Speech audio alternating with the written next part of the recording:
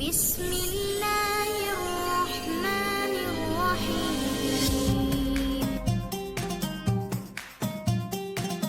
تو میری بات میں توجہ کرنا، اعلیٰ حضرت فاضل بریلوی رحمت اللہ علیہ کے زمانے میں لوگوں نے کہا کشف ثقل ہے جی، وہ کیا ہے؟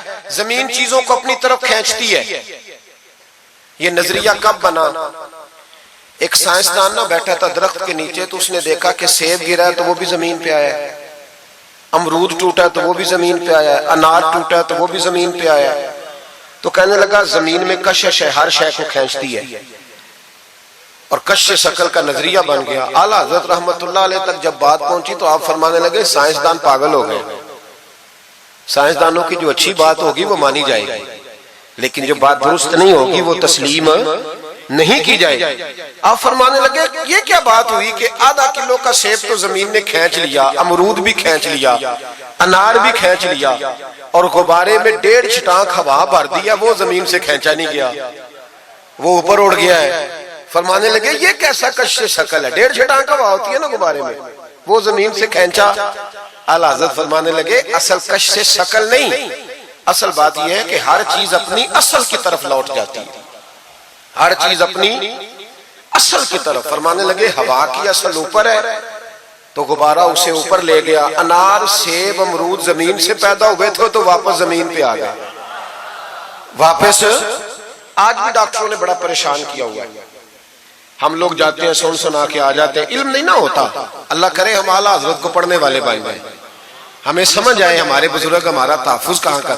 ڈاکٹر کے پاس جائیں، ڈاکٹر صاحب بچہ بیمار ہے تو ڈاکٹر صاحب کہتے ہیں کسی کو کھانسی تو نہیں گھر میں، کسی کو نزلہ تو نہیں، پہلے تو نہیں کسی کو بخار، تو پورا انٹرویو دے لیتے ہیں بھائی اس کی کیا وجہ دی، اگر ہو تو پھر کہنے لگے اگر کسی کو بخار ہو تو پھر بچے کو بھی ہو جاتا ہے، کسی کو کھانسی ہو تو بچے کو بھی۔ سمجھ آ رہی ہے؟ کہتے ہیں نا ڈاکٹر اس طرح سے، یہ بیماری کسی اور کو تو نہیں فیملی میں۔ تو میں نے کہا ڈاکٹر صاحب آپ کیا بات کر رہے ہیں؟ نبی پاک صلی اللہ علیہ وسلم نے فرمایا ہے کہ بیماری متعدی نہیں ہوتی، ایک سے دوسرے کو نہیں لگتی، بیماری ایک سے دوسرے کو، یہ صحیح بخاری میں موجود ہے۔ نبی پاک صلی اللہ علیہ وسلم سے ایک شخص نے کہا حضور میرے اونٹ کو خارش پڑ گئی، اور وہ جو اونٹ کھڑا ہے اس کی وجہ سے پڑ گئی ہے۔ تو کیا میرے محبوب کا سمجھانے کا انداز ہے؟ میرے کریم رسول فرمانے لگے تیرے اونٹ کو تو اس اونٹ سے خارش پڑی ہے، بتا اس اونٹ کو کہاں سے پڑی تھی؟ تیرے اونٹ کو تو وہاں سے پڑی، کیسا انداز ہے، اس کو کہاں سے پڑی؟ بندہ چپ کر گیا، کہنے لگا یا رسول اللہ اسے تو قدرتی پڑ گئی ہے۔ تو حضور فرمانے لگے پھر اسے بھی قدرتی پڑی ہے۔ ڈاکٹر کہہ رہا ہے جناب کھانسی ہے تو کھانسی لگ گئی، شوگر ہے تو شوگر۔ او بھائی سن، اگر تو یہ کہے گا نا کہ ایک سے دوسرے کو بیماری لگتی ہے، تو جس کی ماں فالج کی مریض ہے اس کے بچے اس کی خدمت کریں گے؟ جس کے باپ کے وجود پہ ریشہ پڑ جائے گا بچے قریب جائیں گے کہ ہمیں بیماری نہ لگ جائے؟ اتنی کمزور۔ ڈاکٹر کہتے ہیں کزن میرج نہ کرو بچے بیمار پیدا ہوتے، اور قوم چپ کر کے سن لیتے۔ ڈاکٹروں کو بتاؤ کہ ہم ڈاکٹروں پر ایمان نہیں لائے، اللہ رسول پہ لائے ہوئے، ہمارا ایمان اللہ رسول پہ ہے، ڈاکٹر پہ نہیں ہے۔ جو صحیح بات کرے گا ڈاکٹر وہ مانیں گے، غلط بات نہیں تسلیم کریں گے، یہ میرے اعلیٰ حضرت کی فکر ہے۔ ڈاکٹر کہتے ہیں کزن میرج نہ کرو بچے بیمار پیدا ہوتے ہیں، تو مولا علی اور حضرت فاطمہ کا رشتہ کیا ہے؟ نبی پاک صلی اللہ علیہ وسلم نے خود اپنے سگے چچا کی بیٹی جناب ام ہانی کو دعوت نکاح دی تھی۔ کزن میرج میں کوئی مسئلہ ہوتا تو حضور یہ کام کرتے تھے؟ کزن میرج ہو تو بچے بیمار پیدا نہیں ہوتے، کزن میرج ہو تو بچے حسن اور حسین جیسے پیدا ہوتے۔ اس طرح کے نونہال اللہ تعالیٰ عطا کرتا ہے، ان کے طریقوں پر چلنے والے پیدا ہوتے ہیں۔ خدا کا خوف کرو۔ آپ جیسے ایک میں راولپنڈی میں تھا تو ایک بچہ کہنے لگا جی مسواک کے سائنسی فائدے بیان کر دیں، مسواک کے۔ تو میں نے کہا بیٹے سائنس اگر کہہ بھی دینا مسواک نہیں کرنی چاہیے تو ہم نے پھر بھی کرنی ہے، ساری سائنس کہے نہ کرو تو ہم پھر بھی مسواک، اس لیے کہ مسواک کرنا میرے مصطفیٰ کا طریقہ ہے صلی اللہ ہو۔ اعلیٰ حضرت نے عقیدہ توحید مضبوط کیا۔ ایک اور چکر ہے بابا جی کا، بابا جی سرکار جو ایک مہینہ نہ نہائے وہ چھوٹا بابا، اور جو 6 مہینے غسل نہ کرے وہ بڑا بابا۔ بابا جی کو نماز نہیں سیدھی آتی اور بابا جی سرکار بنے ہوئے، حال ہی کوئی نہیں، جو اللہ کے کھاتے پڑھ کر۔ اور بابا قسمت کا حال بتا رہا ہے، دروازے پہ روٹیاں مانگنے آتے ہیں، قسمت کا حال بتاتے ہیں، اپنی اتنی خراب ہے کہ مانگتے پھر رہے ہیں، اور قوم بیچاری ہاتھ دکھا رہی ہے، حال بتا رہی ہے، اپنا یہ بیڑا غرق ہوا۔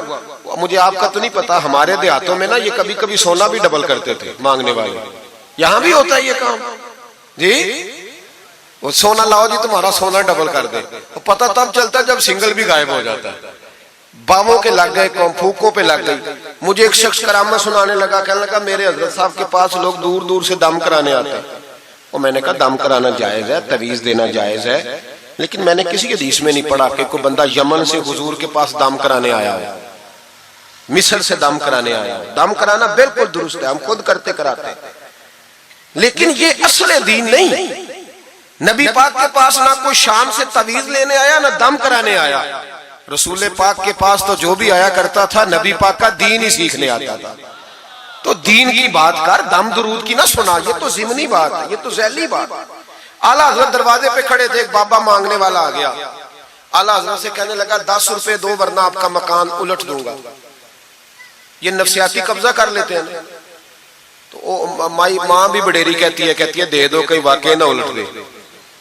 اعلیٰ حضرت نے یہ عقیدہ نہیں ہمیں سکھایا کہ ہم رسیوں سے ڈرتے پھریں، اتنا کمزور ایمان، لوگ اپنے سائے سے ڈرنے لگ گئے۔ بابا جی کہہ گئے، اور چھوڑ بابا جی کے منہ سے کون سا قرآن حدیث نکلتا ہے، بس کر دے، کس چکر میں قوم کو ڈال دیا۔ اعلیٰ حضرت رحمت اللہ علیہ دروازے پہ کھڑے، فکر رضا سے مینار ہے نا، تو سنو پھر فکر رضا کیا ہے، سنو پھر یہ رضا کے نیزے کی مار ہے کہ عدو کے سینے میں غار ہے، کسے چارہ جوئی کا وار ہے کہ یہ وار وار سے پار ہے۔ اعلیٰ حضرت رحمت اللہ علیہ دروازے پہ کھڑے تھے، بابا جی آ گئے، کہنے لگے 10 روپے دو۔ 10 روپے کا معنی اس زمانے میں یہی تھا جو آج 10,000 کا معنی ہے، 10,000 مانگ لیا، کہنے لگا 2 نہیں تو مکان الٹ دوں گا۔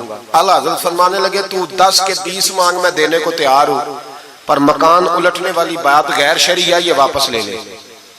شریعت تجھے یہ کہنے کی اجازت، میری باتوں کی سمجھ آ رہی ہے آپ حضرات کو؟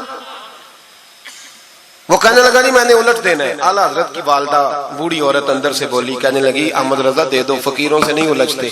تو اعلیٰ حضرت فرمانے لگے اماں جو سچا فقیر ہو میں تو اس کے قدموں میں بیٹھنے کو تیار ہوں، پیر چومنے کو تیار ہوں، ہم تو نسبتوں پہ مر مٹنے والے لوگ، لیکن بات وہ کرے جو رسول اللہ کی شریعت اجازت دیتی ہے، جس کی اجازت نہیں دیتی ہم وہ بات کرنے کی اسے اجازت نہیں دیں گے۔